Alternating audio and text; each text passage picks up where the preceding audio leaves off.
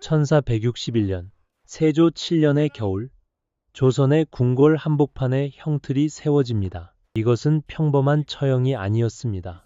전례 없는 광경이자 왕실을 향한 공개적인 모욕이었습니다. 그리고 그 밧줄이 기다린 것은 대역죄인이 아니라 바로 혜빈양 씨였습니다. 그녀는 세종의 총애를 받던 후궁이자 세조의 서모였으며 무엇보다 폐위된 단종을 길러낸 장본인이었습니다. 왕실의 체면을 지켜주는 사약을 내리는 대신 세조는 모든 관례를 깨고 가장 치욕적인 형벌인 교수형을 명했습니다. 어째서 권력의 정점에 선 세조는 자신의 서모에게 이토록 잔인하고 공개적인 방식을 사용해야 했을까요? 혜빈양 씨의 진짜 죄는 무엇이었을까요? 그것은 반역이었을까요? 혹은 결코 꺾을 수 없었던 그녀의 충심이었을까요? 이것은 단지 한 후궁의 비극적인 죽음이 아닙니다. 이는 새로운 왕조에 의해 덮여버린 비극과 세조가 가졌던 가장 깊은 두려움을 드러내는 이야기입니다. 오늘 이야기는 혜빈양 씨, 조선 역사상 유일하게 형틀에 올랐던 왕의 여인에 대한 이야기입니다. 오늘 우리가 이야기할 혜빈양 씨, 그녀의 본관은 청주입니다. 그녀의 집안 청주양 씨는 고려 말부터 조선 초에 이르기까지 권력의 중심에 섰던 대단한 명문가였습니다. 시조 양기는 공민왕 시절 명나라를 왕래하던 외교 사신이었고 그 후손들은 조선이 건국된 이후 정계의 핵심으로 깊게 뿌리내렸습니다. 더욱 놀라운 사실은 그녀의 종고모부, 즉 고모의 남편이 바로 조선 초 최고의 명제상으로 꼽히는 영의정 황이라는 점입니다. 이러한 혈통적 배경은 혜빈양 씨가 결코 평범한 궁녀 출신이 아님을 증명합니다. 조선시대 후궁을 뽑는 방식은 크게 두 가지였습니다.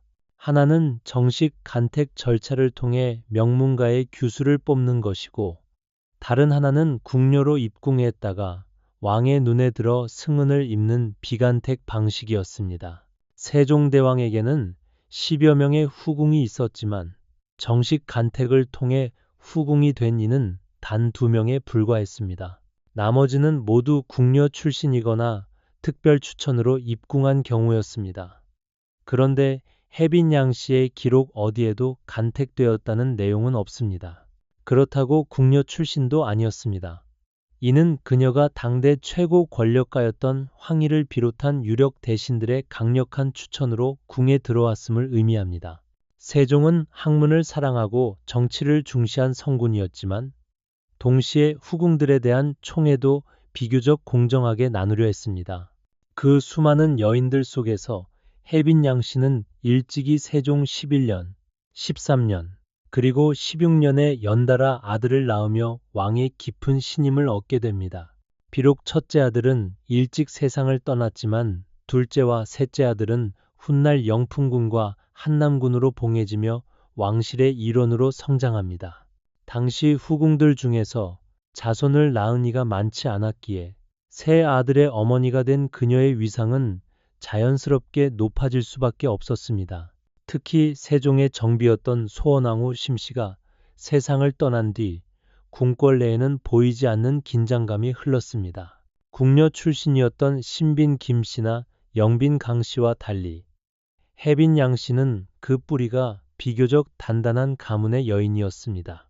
이 때문에 조정의 일부 신하들 사이에서는 만약 세종이 새 중전을 들인다면 혜빈양 씨가 그 후보가 될 가능성이 있다는 말이 조심스럽게 오갔습니다.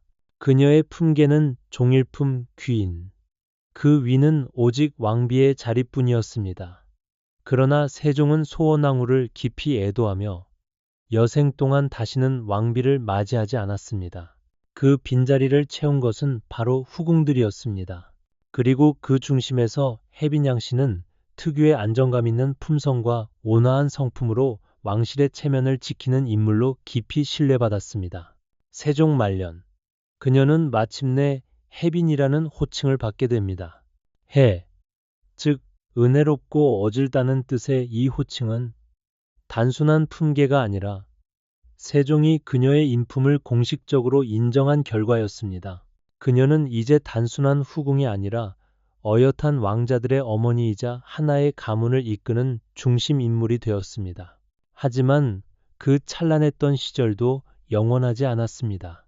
조선의 태양과도 같았던 세종의 생이 다할 무렵, 왕의 건강이 급격히 악화되자 궁궐의 권력은 세자인 문종을 중심으로 빠르게 재편되기 시작했습니다. 마침내 세종이 승하하자 해빈 양씨는 국법에 따라 다른 후궁들과 함께 정든 궁을 떠나 별궁에서 조용히 지내야 했습니다. 그녀는 이제 왕의 여인이 아니라 왕의 유족으로 불릴 운명이었습니다. 그러나 새로 즉위한 문종은 해빈 양씨를 잊지 않았습니다. 문종은 아버지의 후궁이었던 그녀를 각별히 존경하고 챙겼습니다. 병약했던 해빈을 위해 특별히 별궁을 새로 지어주도록 명했는데 신하들의 반대가 거셌습니다. 사헌부에서는 선왕의 후궁을 위해 새로 궁을 짓는 것은 예법에 맞지 않고 국고의 낭비라며 격렬하게 반대했습니다. 하지만 문종은 뜻을 굽히지 않았습니다. 문종은 이렇게 말했습니다. 해빈은 선왕의 후궁이실 뿐만 아니라 지금 병중에 계시다. 마땅히 예로서 돌봐야 하는 것이 자식된 도리이다. 문종의 이러한 배려는 해빈 양씨의 삶을 새로운 국면으로 이끌었습니다. 그녀의 인생이 가장 극적인 전환점을 맞이한 것은 문종의 세자빈이었던 현덕왕후 권씨가 단종을 낳고 산후병으로 일찍 세상을 떠나면서부터입니다. 갓 태어난 아기, 훗날의 단종은 태어나자 자어머니를 잃었습니다. 문종은 깊은 슬픔 속에서 이 연약한 새손을 믿고 맡길 사람을 찾아야 했습니다. 그때 문종의 뇌리를 스친 것은 바로 아버지 세종이 임종 직전 남겼던 유언이었습니다. 양씨는 성품이 어질고 인자하니 어린아이를 맡기기에 가장 합당한 사람이다. 이 유언은 해빈의 운명을 결정지었습니다. 그리하여 해빈 양씨는 다시 궁궐로 돌아오게 됩니다. 그녀는 더 이상 물러난 후궁이 아니었습니다. 이제 그녀는 조선의 유일한 적통, 미래의 왕이 될 단종의 법적인 양육자이자 실질적인 어머니, 그리고 스승이 되었습니다. 이 순간부터 그녀의 이름은 다시금 권력의 가장 중심부로 들어섭니다. 하지만 그녀는 알지 못했습니다. 그것이 영광의 길이 아니라 자신을 형틀로 이끌게 될 파멸의 문턱이었다는 사실을 말입니다. 해빈은 단종을 문자 그대로 친자식처럼 아꼈습니다. 어머니의 정을 모르고 자란 어린 단종 역시 해빈을 할머니라 부르며 친어머니 이상으로 따랐습니다. 두 사람의 관계는 단순한 양육의 의무를 넘어선 깊고도 애틋한 정서적 유대였습니다.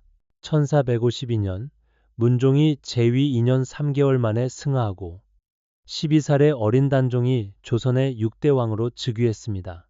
왕의 자리는 높고도 위태로웠습니다. 어린 임금에게는 권력이 없었습니다. 그를 대신해 나라를 움직인 사람들은 노련한 거물들이었습니다. 의정부를 이끌던 영의정 황보인과 좌의정 김종서, 그리고 왕의 숙부이자 야심에 가득 찬 왕자, 수양대군이었습니다. 당시 내명부, 즉 궁궐의 안주인은 공석이었습니다. 문종의 재위 기간이 짧았고 단종은 아직 왕비를 맞이하지 못했기 때문입니다. 조정 대신들은 고심 끝에 선왕의 후궁이자 단종의 양모인 해빈 양씨를 다시 궁으로 불러들였습니다. 그녀는 이제 명실상부한 내명부의 최고 어른으로서 어린 단종을 가장 가까이에서 보필하게 되었습니다. 단종은 정치보다 정을 먼저 찾았습니다. 그의 마음속에서 해빈은 유일하게 기댈 수 있는 어머니이자 마지막 가족이었습니다. 단종실록에는 그가 종종 해빈을 직접 찾아가 문안을 드렸다는 기록이 남아 있습니다. 그러나 이 따뜻하고 애틋한 관계를 결코 곱게 보지 않는 시선이 있었습니다. 바로 수양대군이었습니다. 그는 해빈이 단종의 뒤에서 내정을 주관하며 자신을 견제한다고 여겼습니다. 어느 날 수양대군이 예고 없이 해빈의 처소를 찾았습니다. 그곳에는 해빈이 어린 단종에게 다과를 챙겨주며 다정하게 이야기를 나누고 있었습니다. 수양대군은 웃는 표정이었지만 그 눈은 얼음장처럼 차가웠습니다. 해빈, 주상 전하의 옥체를 살피시느라 노고가 많으십니다. 해빈은 놀라 일어서며 예를 갖추었습니다. 대군, 어인 행차시옵니까? 수양대군은 단종을 잠시 바라보다가 해빈에게 시선을 고정하고 말했습니다. 주상께서는 이제 한나라의 군주이십니다. 헌데 해빈의 눈에는 아직도 그저 아이로만 보이시는 듯합니다. 해빈의 표정이 굳어졌습니다. 수양대군은 말을 이었습니다. 내명부의 일은 마땅히 내명부에서 그쳐야 할 것입니다. 해빈께서 주상의 눈과 귀를 대신하려 하신다면 그것은 국법에 어긋나는 월권이 될 것입니다. 해빈은 차분하지만 단호한 목소리로 답했습니다. 대군, 신첩은 선왕의 유지를 받들어 주상 전하를 보필할 뿐입니다. 신첩이 어찌 감히 국법을 어기겠사옵니까? 수양대군은 싸늘하게 웃었습니다. 그리 믿고 싶습니다. 해빈, 부디 어머니의 정이 충신의 도를 넘지 않도록 스스로 경계하십시오. 이것은 단순한 안부가 아니었습니다. 왕의 어머니 노릇을 그만두라는 수양대군의 첫 번째 경고이자 명백한 협박이었습니다. 해빈은 그 순간 자신을 향해 좁혀오는 거대한 권력의 그림자를 똑똑히 직감했습니다. 수양대군은 해빈을 고립시키기 위해 또 다른 카드를 준비했습니다. 바로 문종의 후궁이었던 숙의 홍씨, 즉 홍귀인이었습니다. 이 홍귀인은 매우 중요한 인물이었습니다. 그녀의 외조부는 윤교, 그리고 윤교의 동생이 바로 수양대군의 부인인 정의왕후 윤씨의 아버지 윤번이었습니다. 즉 홍귀인은 정의왕후와 외척 관계, 즉 정치적 동맹이었던 것입니다. 세조는 이 관계를 교묘하게 이용했습니다. 홍귀인의 품계를 높여주며 해빈의 권세를 약화시키고 내명부의 실권을 자신이 통제할 수 있는 인물에게 넘기려 했습니다. 궁궐의 복도는 이제 소리 없는 전쟁터가 되었습니다. 홍귀인의 처소에서는 수양대군의 핵심 측근인 한명회와 밀담이 오갔습니다. 한명회는 낮은 목소리로 말했습니다. 마마, 지금부터 해빈이 누구를 만나는지, 주상께 무슨 말을 전하는지, 심지어 언제 눈물을 훔치는지까지 사소한 것 하나 놓치지 말고 대군께 보고하셔야 합니다. 홍귀인은 야심에 찬 눈빛으로 답했습니다. 해빈은 이제 선왕의 후궁일 뿐, 주상의 곁은 제가 모셔야 마땅하지요. 걱정 마십시오. 해빈의 그 자애로운 눈물이 언제까지 갈지 제가 똑똑히 지켜볼 것입니다. 세종의 후궁 해빈과 문종의 후궁 홍귀인, 두 여인의 미묘한 대립은 단순한 궁중의 질투가 아니었습니다. 그 이면에는 왕위를 둘러싼 거대한 정치의 흐름, 피비린내 나는 권력 투쟁이 숨어 있었습니다. 해빈은 매일같이 조여오는 감시 속에서 극심한 불안감을 느꼈습니다. 수양대군의 세력이 날로 확장되고 단종을 지키려던 충신들이 하나둘씩 의문의 좌천을 당하거나 자리에서 밀려났습니다. 그녀는 자신이 이대로 무너지면 어린 단종을 지킬 사람이 아무도 없다는 것을 알았습니다. 단종에게 향했던 따뜻한 애정은 어느새 이 비정한 궁궐에서 살아남아야 하는 의무이자 정통성을 지켜야 하는 충성으로 변해갔습니다. 해빈은 매일 밤 단종의 안위를 걱정하며 눈물로 지새웠습니다. 1453년 10월 조선의 궁궐은 역사상 가장 끔찍한 피로 물들었습니다. 역사에 기록된 그날의 이름은 계유정난. 수양대군은 더 이상 기다리지 않았습니다. 그는 무력을 동원해 정변을 일으켰고 단종을 보필하던 황보인과 김종서 등 핵심 충신들을 하룻밤 사이에 무참히 제거했습니다. 특히 호랑이라 불리던 김종서는 수양대군이 직접 철퇴로 내리쳐 살해당했습니다. 어린 단종의 곁은 그를 지켜주던 신하들의 피로 물든 채 텅 비어버렸습니다. 그리고 그 참혹한 피바람의 중심에서 해빈 양씨는 내명부의 처소에서 공포에 떨며 그 모든 광경을 무력하게 지켜봐야 했습니다. 그녀는 단종의 양모이자 왕실 정통성의 상징 그 자체였습니다. 수양대군은 누구보다 그녀를 경계했습니다.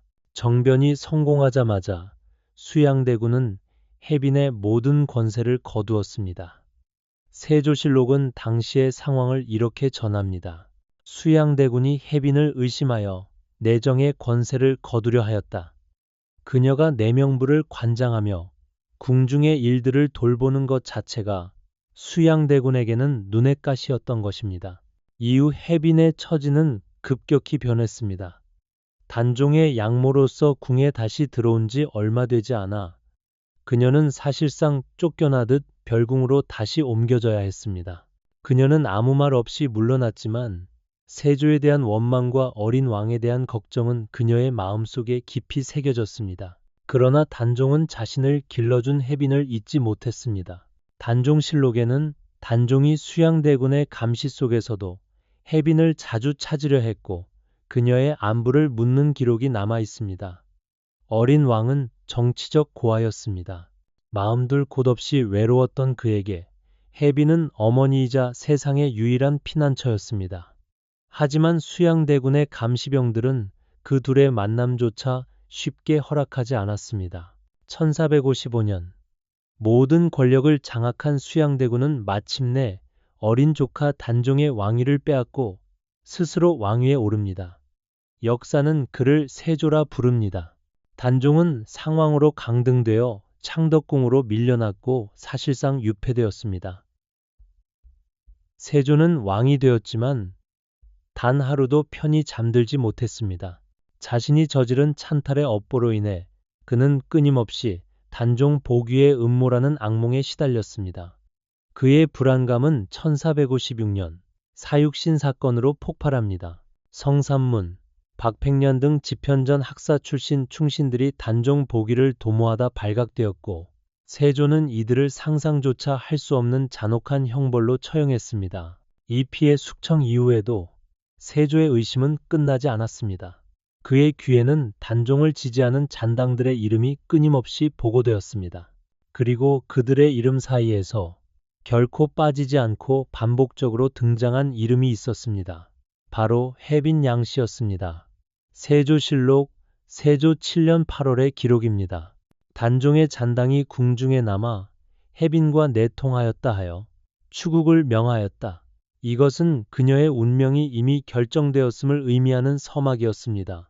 세조는 해빈이 단종의 큰아버지이자 자신의 친형제인 금성대군과 내통하여 단종 복위를 꾀했다고 주장했습니다.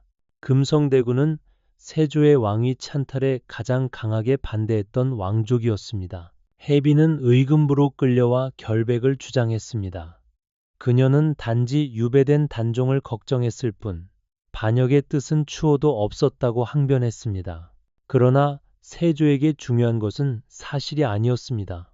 그녀가 세종의 후궁이며 단종의 양모였다는 사실, 그 자체가 세조의 정통성을 위협하는 불안의 근원이었습니다. 당시의 야사 연려실 기술에는 해빈의 모습을 이렇게 전합니다. 해빈이 단종을 사모하여 눈물을 그치지 아니하였다. 이 한 문장, 그것은 한 여인의 인간적인 충정이었지만 동시에 세조에게는 왕위를 위협하는 가장 강력한 반역의 상징이었습니다. 그녀가 궁 밖에서 상궁박씨와 몰래 연락하며 멀리 유배간 단종의 안부를 물었다는 사실, 단종이 짠 소금에 절인 거친 음식을 먹는다는 소식을 듣고 대성통곡했다는 그 사실이 곧 세조에게는 역모로 보고되었습니다. 세조의 두려움은 광기가 되었습니다. 그에게 해빈은 이미 살아있는 반역의 상징이었습니다. 마침내 피의 결단이 내려졌습니다. 세종의 후궁 해빈 양씨, 역모에 연루되었으니 당장 국문하라. 의금부 국청안. 차가운 공기 속에 쇠 냄새와 묵은 피 냄새가 진동합니다. 해빈 양씨가 죄인의 신분으로 초췌한 모습으로 무릎을 꿇고 있습니다. 그녀는 고문을 당하지는 않았지만 주변을 둘러싼 형리들의 살기와 위압감은 그 어떤 고문보다 더했습니다. 그때 국청의 문이 열리고 세조가 직접 모습을 드러냅니다. 신하들이 모두 머리를 조아립니다. 세조는 높은 단상에 앉아 얼음처럼 차가운 눈빛으로 해빈을 내려다보았습니다. 세조가 격노한 목소리로 입을 엽니다. 혜빈양 씨, 그대가 정령 선왕의 크나큰 은혜를 입고도 짐을 배반하였는가? 감히 금성대군과 내통하여 쫓겨난 상황의 보기를 꾀하였는가? 혜빈은 힘겹게 고개를 들었습니다. 그 눈빛에는 두려움이 아니라 마지막 남은 존엄이 담겨 있었습니다. 전하, 신첩은 영모를 꾀한 적이 없사옵니다. 세조는 의자를 내리치며 고함쳤습니다. 허면, 상궁 박씨를 통해 상황의 안부를 묻고 금성의 집에 드나들며 밤낮으로 눈물을 흘린 것은 무엇인가? 짐이 용상에 오른 것을 원망하고 짐을 능멸하는 처사가 아니고 무엇인가? 그 순간 혜빈은 참았던 눈물을 터뜨렸습니다. 전하, 지금은 상왕이 되신 주상께서는 신첩이 젖먹이 때부터 손수 기른 아이옵니다. 어미가 자식의 안위를 걱정하고 신하가 옛 주군을 그리워하는 것이 어찌하여 그것이 영모가 될 수 있사옵니까? 세조는 광기 어린 비웃음을 터뜨렸습니다. 어미, 자식, 왕실의 법도가 그리도 우스운가? 짐은 혜빈이 흘리는 그 눈물이 바로 영모의 증거임을 안다. 세조는 자리에서 일어나 혜빈에게 다가와 나직하지만 모두가 들을 수 있는 목소리로 말했습니다. 그대의 존재 자체가 짐의 정통성을 해치는 가장 큰 영모다. 그대가 살아있는 한 단종의 잔당은 결코 사라지지 않을 것이다. 세조에게 필요한 것은 진실이 아니었습니다. 단종의 마지막 상징이자 세종시대의 마지막 흔적을 제거할 명분이었습니다. 혜빈을 구심점으로 삼을 수 없도록 그녀의 아들들인 영풍군과 한남군은 이미 모든 관직에서 파면되고 재산을 몰수당한 뒤였습니다. 혜빈 가문의 몰락은 세조가 자신의 정통성을 완성하기 위한 마지막 제물과도 같았습니다. 그리고 조선 왕실 역사상 가장 이례적이고 잔혹한 판결이 내려집니다. 혜빈 양 씨를 사약이 아닌 교수형에 처한다. 조선 왕실의 법도에 따르면 왕의 여인이 죄를 지으면 그 체면을 생각해 은밀하게 사약을 내리는 것이 불문율이었습니다. 사헌부의 대신들은 선왕의 후궁에게 교수형을 내리는 것은 예법에 맞지 않다며 마지막까지 반대했습니다. 그러나 세조는 뜻을 굽히지 않았습니다. 그의 판단은 명확했습니다. 사약은 너무 조용하다. 너무나 자비롭다. 은밀히 죽여서는 안 된다. 왕의 서모가 감히 짐에게 반역한 자의 최후가 어떠한지 모두가 알아야 한다. 단종에 대한 모든 기억을 저 밧줄과 함께 끊어버려야 한다. 1461년 세조 7년의 겨울, 혜빈 양 씨는 조용히 형장으로 향했습니다.